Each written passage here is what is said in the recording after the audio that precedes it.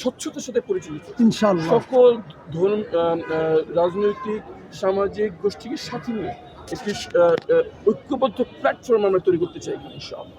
যখন আমাদের এখানে যোগ্য এবং সামাজিক সম্ভ্রান্ত লোকদের বিচরণ বৃদ্ধি পাবে, আমার বিশ্বাস সকল ধরনের অবৈধ অশ্লীল কার্যক্রম বন্ধ হবে ইনশাআল্লাহ। আমাদের এটা। এবং এই মাদক এবং ধর্মীয় পরিবেশ বিঘ্ন হয় এমন কাজ বন্ধ হচ্ছে, কারণ সম্মানিত লোকদের যাতায়াত কমে গেছে। আমরা যখন তাদের উপস্থিতি এখানে বৃদ্ধি পাবে, ইনশাআল্লাহ সব কিছু দূর হয়ে যাবে আমাদের বিশ্বাস ইনশাআল্লাহ।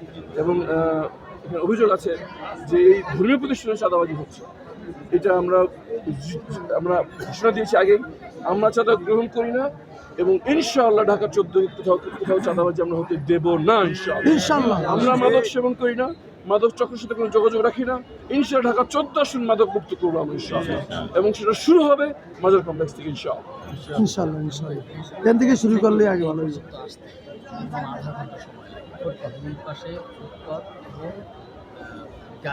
টেম্পো লেগুনা এটা আসলে কিন্তু শুধু ঈদের বেলায় যে এটা সব সময় একই অবস্থা। এই ব্যাপারে আসলে আপনি স্থানীয় যে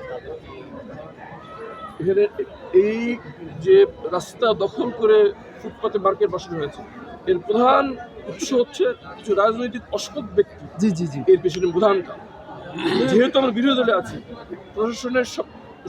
প্রশাসন এবং কিছু অসৎ রাজনৈতিক শক্তির পেছনে সক্রিয়, কিন্তু ব্যবসায়িক যারা নেতৃবৃন্দ, এখানে সাধারণ জনতা সবাই চায় এটা বন্ধ হোক, অবাধে যান চলাচল করে। আমরা অবশ্যই খুব শীঘ্রই একটি আইন শৃঙ্খলা বিষয়ক নাগরিক কমিটি গঠন করতে চাচ্ছি। সেখানে সকল সর্বদলীয় ব্যবসায়িক প্রতিনিধি, শ্রমিক প্রতিনিধি, ছাত্র প্রতিনিধি, আলেম প্রতিনিধি, শিক্ষক প্রতিনিধিকে নিয়ে সার্বজনিক সামাজিক আন্দোলন গড়ে তুলব, যে ক্ষমতা থাকুক এই ধরনের অবৈধ ফুটপাত দখল, রাস্তা দখল হতে পারে না। কিন্তু এটা সামাজিক আন্দোলনের মাধ্যমে করব। আমরা এখানে যারা ব্যবসা করছেন, ক্ষুদ্র ব্যবসায়ী, তাদেরও পুনর্বাসনের একটা বিষয় আছে, কিন্তু এই রাস্তা উন্মুক্ত হবে ইনশাআল্লাহ। ধন্যবাদ সবাই, ধন্যবাদ। একটু আপনারা